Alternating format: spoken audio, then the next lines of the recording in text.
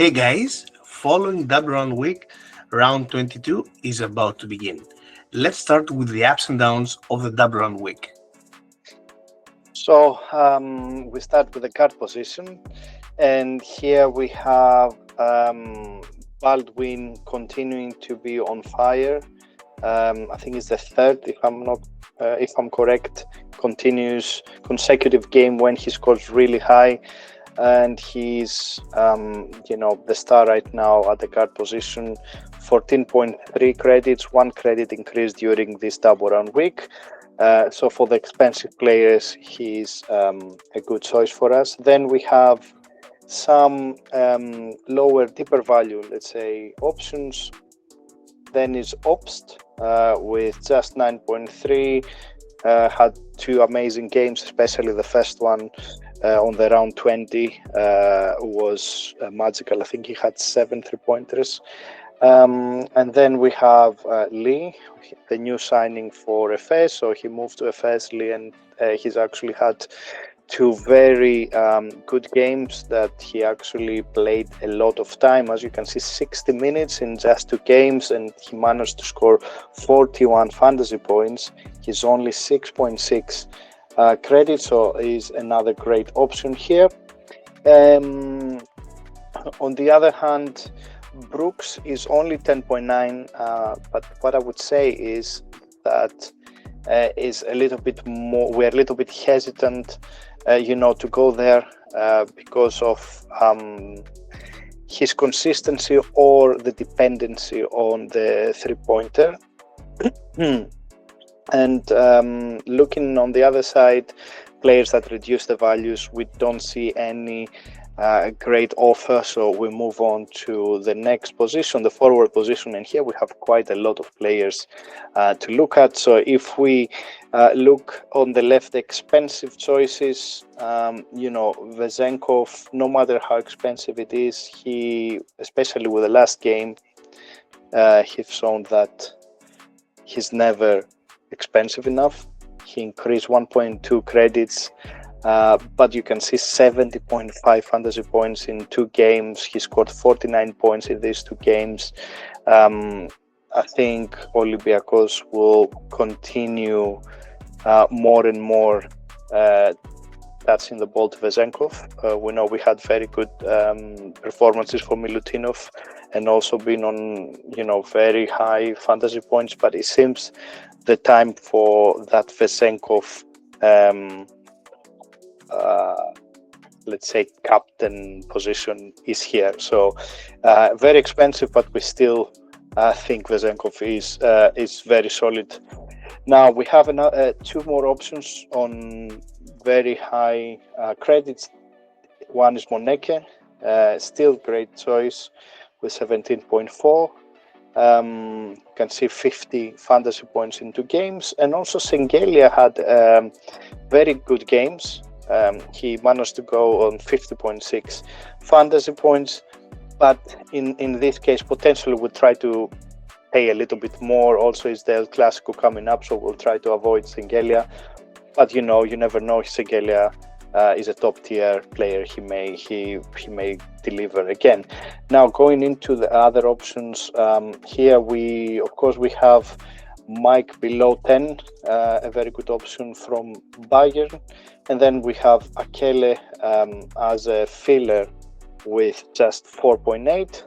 And we shouldn't forget also on around 10 credits, 11 credits actually, as increased by 0.6 to Bellis. Bozakil is a very decent option.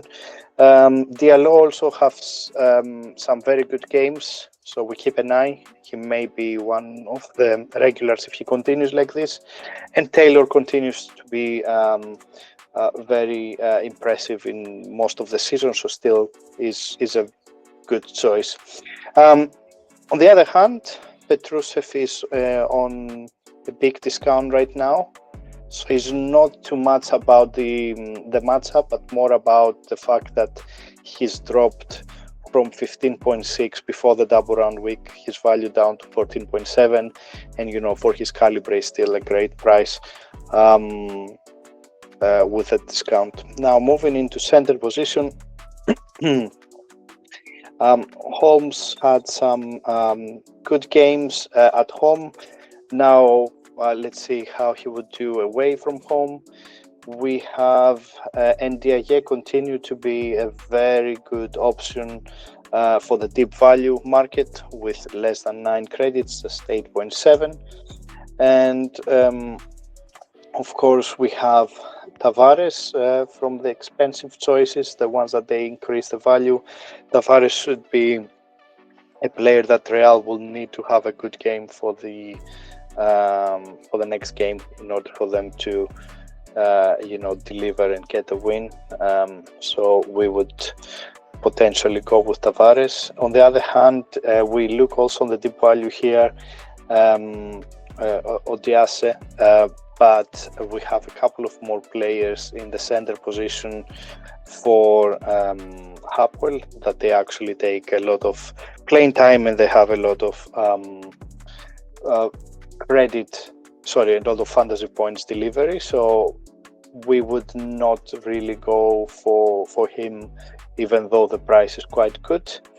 In the right-hand side, we had the players that they reduce values, and we don't see anything really worth now going for it. Would say most of these players will potentially avoid, but we'll keep an eye on the first player in that list, Silva for Fenerbahce. He may start having good games. Is a new signing.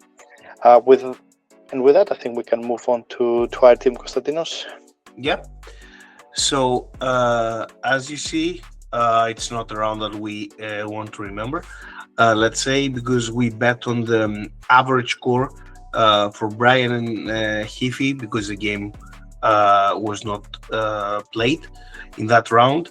But other than that, NDI, Taylor, and coach Pascual, no one gave us what we wanted us to give. So as you see, that's why we didn't even manage a good score. We even lost some credits. So if we had an unlimited round of changes, maybe that would be a good opportunity. But we have 4 trades to make. So let's see how many changes we did. But before that, let's see the coach of the week.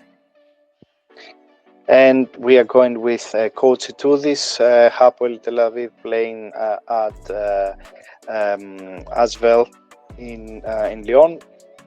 8.1 credits, around 22 Coach of the week for us. We think that the 10 potentially fantasy points is the minimum we would expect here. Also, let's remind everyone that Nando De Colo is not anymore with Asvel, but with Fener.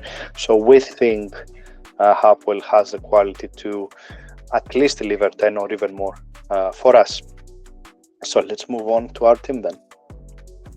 And as you see, we wanted to bring in Bezhenkov to the team. So we said goodbye to Noora. He gave us 3 fantasy points, 6 as a captain. We thank him, but we prefer to have Bezhenkov for obvious reasons.